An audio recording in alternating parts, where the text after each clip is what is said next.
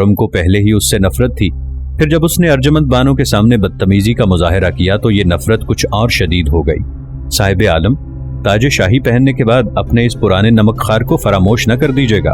Arsalan bag बज़ाहिर खुर्रम की खुशामद कर रहा था, मगर उसकी बातों में गहरा तंज पोशीदा था। अरसलान बेग के ख्याल में जहांगीर का सबसे बड़ा लड़का खुसरो ताजो तख्त का वारिस था। अगर इत्तेफाक से वो इस मनसब तक न पहुंचता तो फिर हुकूमत का दूसरा हकदार शहजादा परवेज था, फिर ये खुर्रम कहाँ से आ गया? ये सोच सोच कर अरसलान बेग दिल ही दिल में हंस रहा था, मगर इसके बावजूद वो शहजादा खुर्रम के करीब होना चाहता था कि ज्ञानी आत्मा राम ने उसे यही हिदायत की थी। खुर्रम ने उसकी किसी बात का जवाब नहीं दिया और वो मज़ार मुबारक के अहाते में दाखिल होने के लिए सीढ़ियाँ चढ़ने लगा।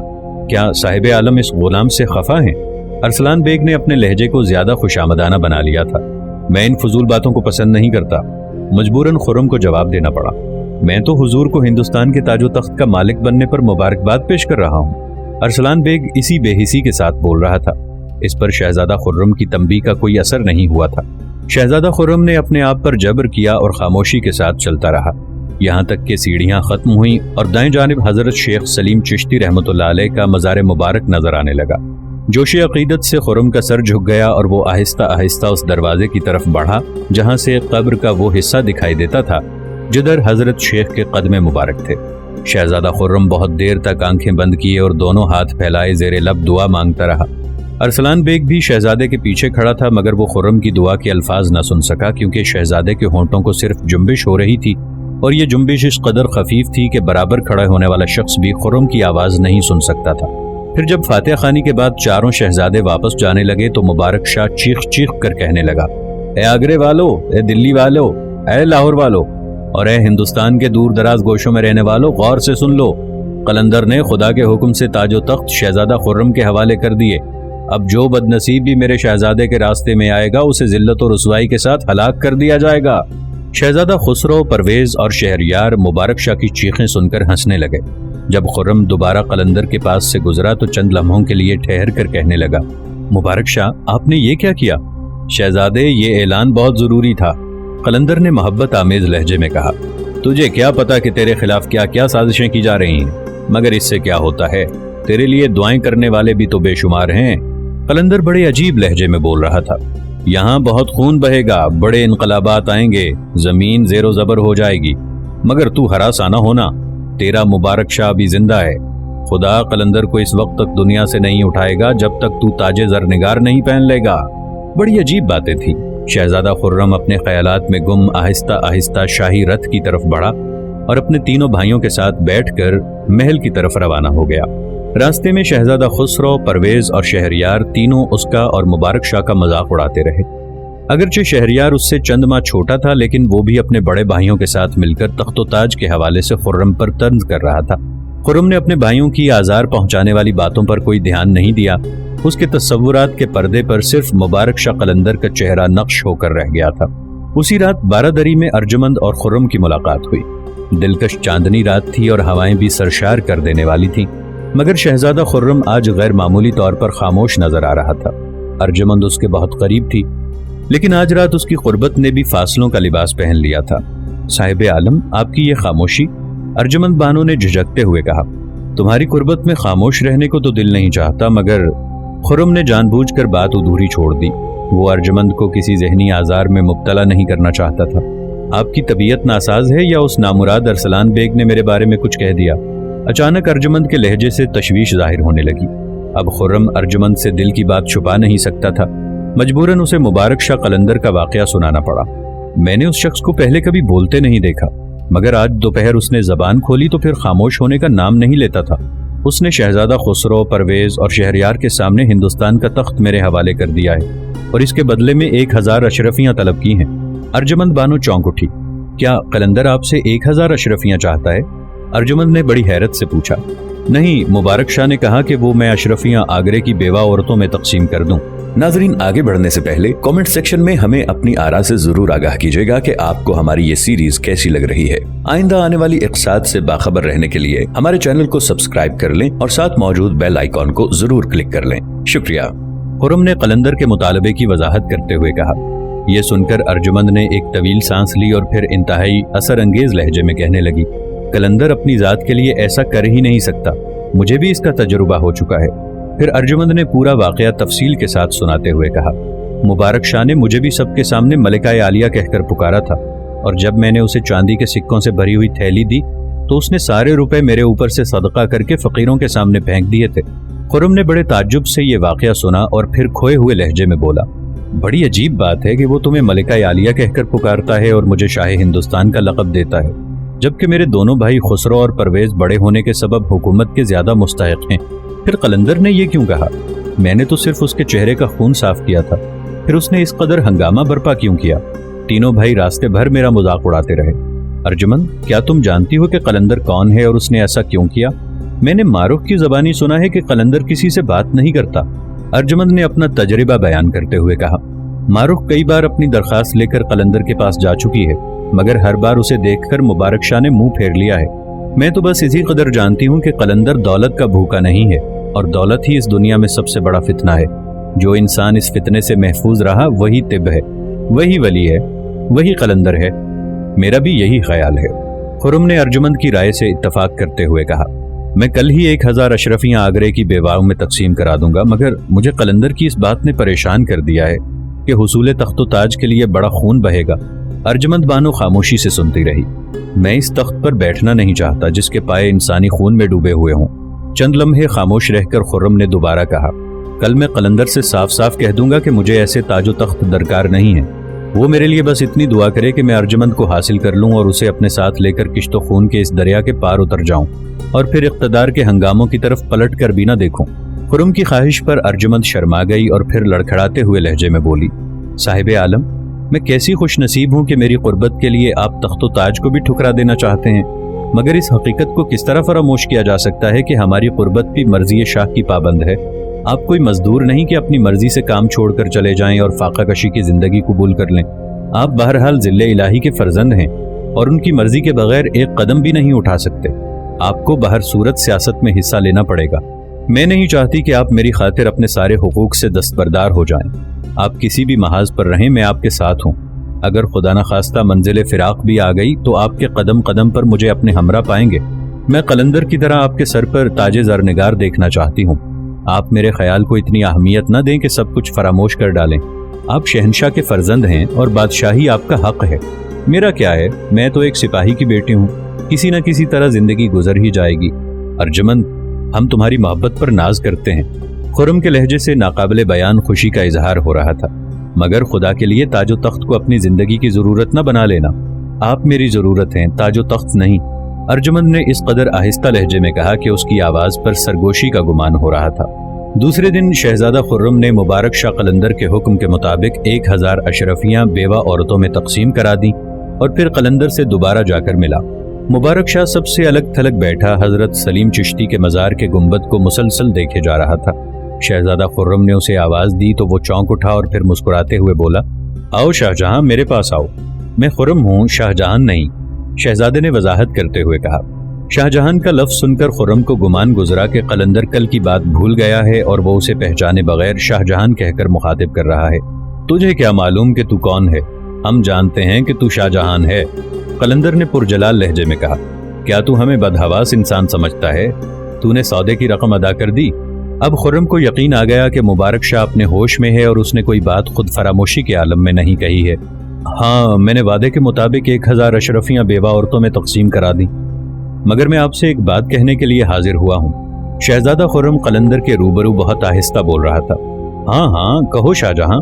قلندر کے ہونٹوں پر وہی ایک پراسرار سی مسکراہٹ نمایاں تھی۔ شاہ جہاں کے لفظ پر خرم ایک بار پھر چونکا، مگر اس نے اپنی بات جاری رکھی۔ میں انسانی خون میں ڈوبا ہوا تاج پہننا نہیں چاہتا۔ تو کون ہوتا ہے انکار کرنے والا؟ اچانک قلندر کو جلال آ گیا۔ آسمانوں پر یہی فیصلہ ہوا تھا، زمین کے سینے پر رینگنے والے حقیر کیڑے اس فیصلے سے کس طرح منحرف ہو سکتے ہیں؟ کس میں اتنی طاقت ہے کہ اس فیصلے کو بدل ڈالے؟ تجھے ہر حال میں وہ تاج پہننا پڑے گا۔ انسانی خون کیا ہے؟ ایسا فاسد خون تو بہتا ہی رہتا ہے۔ بس اب جا، ہمارا وقت برباد نہ کر۔ شہزادہ خرم واپس جانے کے لیے مڑا۔ یکایک اس نے قلندر کا وہی جگر شگاف نعرہ سنا، صدا رہے نام اللہ کا۔ ارسلان بیگ مسلسل خرم کی جاسوسی کر رہا تھا۔ اس نے پورا واقعہ انتہائی رنگ آمیزی کے ساتھ جہانگیر کے گوش گزار کر دیا۔ خداوند، वो भीख मांगने वाला फकीर आपके तख्तो ताज का सौदा कर रहा है, और शहजादा खुर्रम तो सादा दिल हैं कि वो इस अय्यार भिखारी के जाल में आ गए। ये कैसी सादगी है कि खुर्रम ने 1000 अशरफियां बेवा औरतों में तकसीम करा दी। जहांगीर ने कुछ सोचते हुए कहा, वो भिखारी मुबारक शाह मुगल सल्तनत का दुश्मन है। अरसलान बेग ने अपनी रिवायती चर्ब जबानी से काम लेते हुए कहा, वो बेटे को बाप के खिलाफ बगावत पर उकसा रहा है। जहांगीर बहुत देर तक खामोश बैठा रहा, मगर चेहरे पर उभरते डूबते रंगों से जाहिर हो रहा था कि हिंदुस्तान का हुक्मरान किसी गहरी सोच में गर्क है। हमें खुर्रम ने बहुत मायूस किया। बिलाखिर जहांगीर के होंठों को जुम्बिश हुई। अगर उस फरेबकार कलंदर ने आज शाही की पेशकश की थी तो खुर्रम को इनकार कर देना चाहिए था। अभी तो हम जिंदा हैं, फिर वो क्या मुबारक शाह से हमारी मौत खरीद रहा था? खुर्रम को उसी वक्त ताजो तख्त हासिल हो सकता है जब हम इस दुनिया में मौजूद न हों। फिर ये कैसी सौदेबाजी थी? क्या खुर्रम इस भिखारी से हमारी मौत की तिजारत कर रहा था? अरसलान बेग बहुत खुश था कि उसने बाप के सीने में बेटे के खिलाफ नफरत की आग भड़का दी थी। नहीं खुदावंद, शहजादा खुर्रम का इसमें कोई कसूर नहीं, वो बिल्कुल मासूम है। शहजादा खुसरो से हमें यह तवक्को नहीं थी कि वो इस तरह उस भिखारी के मुंह पर ठोकर मार देगा। जहांगीर का लहजा गजबनाक था। जो काम खुसरो ने किया वो खुर्रम को करना चाहिए था, मगर तख्तो ताज की हवस एक लानत है जो बेटे को भी बाप से दूर कर देती है। अगर खुर्रम मासूम था तो उसने किस लिए मुबारक शाह के चेहरे के खून साफ किया? फिर क्यों 1000 अशरफियां तकसीम की? खुदावंद अपने राजों को खुद बेहतर जानते हैं। अरसलान बेग बड़ी होशियारी से शुकूक व शुबहात की इस आग को हवा दे रहा था जो बहुत देर से जहांगीर के सीने में भड़क रही थी। हाँ, हम इन राजों को सबसे ज्यादा जानते हैं। जहांगीर ने इस बात में अपने सर को जुम्बिश दी और उसके साथ ही अरसलान बेग को खलवत से निकल जाने का हुक्म दिया। अरसलान बेग का मकसद पूरा हो चुका था। खलवत गाहे शाही से निकलकर रात के अंधेरे में ज्ञानी आत्मा राम के पास पहुंचा। ज्ञानी ने फौरन ही अरसलान बेग को अंदर बुला लिया और बड़े पुरजोश लहजे में पूछने लगा, देवताओं के पुजारी, तो क्या खबर लाया है? अरसलान ने आगे बढ़कर ज्ञानी के चरण छुए और अपनी कारगुजारी बयान करते हुए बोला, आगरे के एक भिखारी मुबारक शाह ने 1000 अशरफियों के बदले हिंदुस्तान के तख्तोताज शहजादा खुर्रम के हाथों फरोख्त कर दिए। मुबारक शाह का नाम सुनकर ज्ञानी आत्मा राम कांप उठा, मगर रात के अंधेरे के सबब उसके चेहरे पर लरजने वाले खौफ और दहशत की परछाइयां अरसलान बेग को नजर न आ सकी। क्या मुबारक शाह ने वो अशरफियां हासिल कर ली? ज्ञानी ने तशवीशनाक लहजे में कहा। जब अरसलान बेग ने ज्ञानी को बताया कि वो सारी अशरफियां बेवा औरतों में तकसीम कर दी गई हैं, तो आत्मा राम एक बार फिर लरज उठा। ये बहुत खौफनाक बात है अरसलान बेग, ज्ञानी ने घबराए हुए लहजे में कहा। अगर मुबारक शाह वो अशरफियां कबूल कर लेता तो फिर आसानी के साथ उसे हलाक किया जा सकता है। आत्माराम की सरासीमगी पर अरसलान बेग चौंक उठा। महाराज, आप उस भिखारी से इतने खौफजदा क्यों हैं? वो भिखारी नहीं, एक ताकतवर मुसलमान है, ज्ञानी ने अपनी लरजती हुई आवाज पर काबू पाते हुए कहा। पहले हमें मुबारक शाह को रास्ते से हटाना होगा। अगर वो जिंदा रहा तो एक दिन शहजादा खुर्रम यकीनन ताज शाही पहन लेगा। क्या मुबारक शाह इतना ताकतवर इंसान है? ज्ञानी की जबान से नया इंकशाफ सुनकर अरसलान बेग भी परेशान नजर आने लगा। अब इतना ताकतवर भी नहीं कि आत्माराम उस पर काबू न पा सके। ज्ञानी ने अपने खौफ व हरास को छुपाकर बुलंद आवाज में कहा, तुझे परेशान होने की जरूरत नहीं, मुबारक शाह को रास्ते से हटाना मेरा काम है। तू बस इतना कर दे कि जहांगीर खुर्रम से बदगुमान हो जाए। बाप और बेटे के दरमियान बदगुमानियां तो पैदा हो चुकी हैं। अरसलान बेग ने अपनी कारकर्दगी की तफसीलात बताते हुए कहा। यह सुनते ही ज्ञानी ने एक जोरदार नारा बुलंद किया, जय दुर्गा माता। अरसलान बेग ने भी ज्ञानी की तकलीद करते हुए यही अल्फाज दोहराए, मगर हकीकतन वो हिंदू न था और ना मुसलमान। वो सिर्फ अपनी गरज का बंदा था और मुनाफकत उसका मजहब था। फिर ये बदगुमानी इस कदर बढ़ी कि इस वाक़े की गूंज ने जहांगीर को रात भर सोने न दिया। मुतरबा अंजुमन आरा ने इस इज़्तिराब का सबब पूछा तो जहांगीर उस मजबूर औरत पर बरस पड़ा। हमारी हुकूमत और इख्तिदार के सौदे हो रहे हैं, जहांगीर ने जहरनाक लहजे में कहा। आगरे का एक भिखारी मुबारक शाह सल्तनत मुगलिया को फरोख्त कर रहा है और हमारा ही बेटा खुर्रम 1000 अशरफियों के एवज हिंदुस्तान के तख्तोताज खरीद रहा है। अंजुमन हैरत से जहांगीर की बातें सुन रही थी। जब वो खामोश हुआ तो दरबारी मुतरबा ने बड़े अदब से कहा, आप शहजादा खुर्रम से बदगुमान ना हो कि वो तो आपके महबूब फर्जंद हैं और यही महबूबियत हमें फरेब दे रही है। अंजुमन, जहांगीर के लहजे की तलखी में जरा भी कमी वाक़ई नहीं हुई थी। इसी एतबार के पर्दे में लोग बेएतबारी के खेल खेल रहे हैं। हम उस भिखारी मुबारक शाह को तो देख लेंगे, मगर शहजादा खुर्रम ने हमें बहुत मायूस किया है। आलमपना कोई जज्बाती फैसला न करें। अंजुमन आरा ने डरते डरते शाह को समझाने की कोशिश की।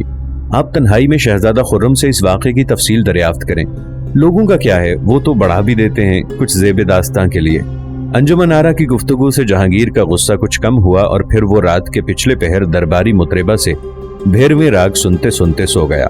अंजुमन आरा मुतमईन हो गई मगर उसका ये इत्मीनान बहुत आर्जी था। जहांगीर थोड़ी देर बाद ही चीख मारकर उठ बैठा। क्या हुआ ज़िल्ले इलाही? अंजुमन आरा बदहवास हो गई। जहांगीर दहशत ज़दा नजरों से अपनी ख्वाबगाह में इधर उधर देखने लगा। वो कहाँ है? कौन आलम पना? अंजुमन आरा ने घबरा कर पूछा।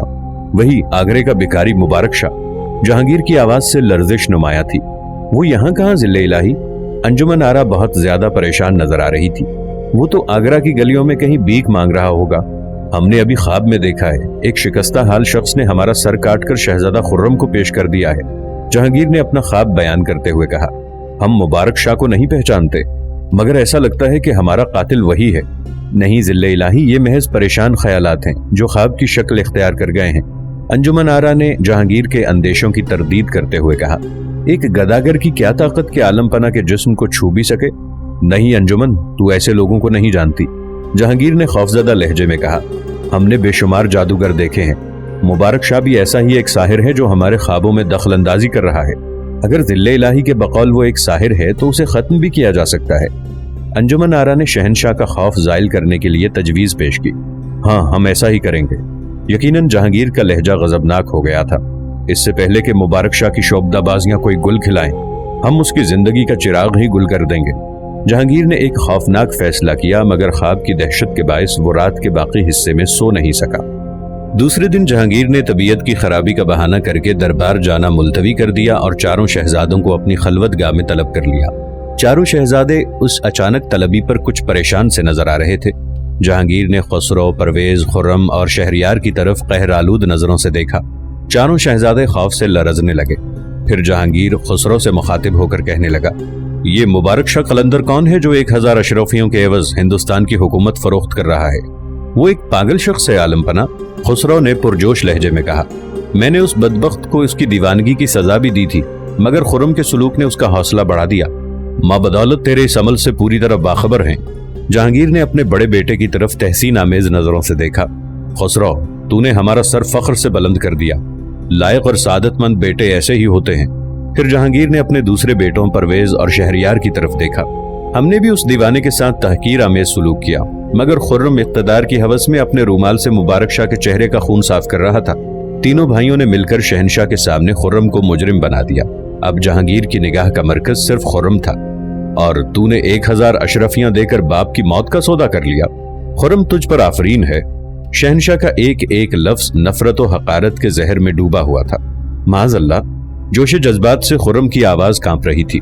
एक हिंदुस्तान क्या, अगर सारी दुनिया की हुकूमत भी मेरे कदमों में ढेर कर दी जाए तो मैं इसे आपकी जिंदगी पर तरजीह न दूं। तेरे कौलो फेल में बड़ा तजाद है खुर्रम। जहांगीर के लहजे की आग कुछ और भड़क उठी थी। किसी बेटे को इख्तिदार उसी वक्त हासिल हो सकता है जब उसका बाप दुनिया से उठ जाए। वो भिखारी मुबारक शाह तेरे शफीको मेहरबान बाप के मरने की दुआएं कर रहा था और तू जवाब में अशरफियों से उसकी झोली भर रहा था। तूने खुसरो की तरह उसके नापाक चेहरे पर ठोकर क्यों ना मारी? हम तो उस वक्त खुश होते जब तू मुबारक शाह की गलीज जबान काट कर हमारे हुजूर पेश कर देता। खुर्रम के होशो हवास जाते रहे। वो सोच भी नहीं सकता था कि एक आम सा वाकया उसके और बाप के दरमियान एक हौलनाक बदगुमानी का सबब बन जाएगा। खुर्रम अपनी कुव्वत इरादी का सहारा लेकर संभला और उसने एक मजबूत दलील पेश की। ज़िल्ले इलाही के बकौल वो एक पागल शख्स है और मेरे अजीज भाई भी मुबारक शाह को दीवाना कहते हैं, तो फिर एक मखबूतुल हवास इंसान की बातों पर गिरफ्त नहीं की जानी चाहिए। वो अपने होशो हवास में कब था कि मैं उसकी जबान काट कर आपके कदमों में डाल देता? खुर्रम की दलील सुनकर जहांगीर हैरान रह गया। खुसरो, परवेज और शहरयार अपनी इस कारकर्दगी पर बेहद खुश नजर आ रहे थे कि उन्होंने भाई को महबूबियत के दर्जे से गिराकर मातूब बना दिया था। फिर तूने उसे अशरफियां क्यों पेश की? जहांगीर ने खुर्रम का जुर्म साबित करने के लिए जवाबी दलील का सहारा लिया। ज़िल्ले इलाही, मुबारक शाह उन अशरफियों का क्या करता? उसके फटे हुए दामन में तो चांदी का एक सिक्का भी नहीं समा सकता था। खुर्रम बड़े असर अंगेज लहजे में बोल रहा था। मैंने वो सारी अशरफियां आगरे की बेवा औरतों में तकसीम करा दी हैं। अगर आलम पना को मुझ पर शक है तो मैं एक एक औरत का नामो निशान बता सकता हूँ। मैंने जाती इख्तिदार के लिए नहीं, आलम पना के जाहो जलाल में इजाफे के लिए वो अशरफियां खैरात की थी कि बेवा औरतों की दुआओं से मुगल सल्तनत को मजीद उरूज और इस्तेहकाम हासिल हो। आप एक एक बेवा औरत को सरे दरबार तलब फरमाएं और उससे दरियाफ्त करें कि खुर्रम ने क्या किया है। अगर आपके नापसंदीदा फर्जंद ने अपने इख्तिदार के लिए उन बेवा औरतों से दुआ कराई हो तो मुबारक शाह की बजाय खुर्रम की जबान काट दें। अजीबो गरीब बयान था जिसे सुनकर खुसरो, परवेज और शहरयार के चेहरों पर हवाइयां उड़ने लगीं। اور خود جہانگیر بھی حیرت کا ایک مجسمہ بن کر رہ گیا۔ میں نے ان اشرفیوں کے ذریعے عالم پناہ کی جان کا صدقہ دیا ہے، اگر یہ جرم ہے تو ذل الہی میرے لیے سخت سے سخت سزا تجویز فرمائیں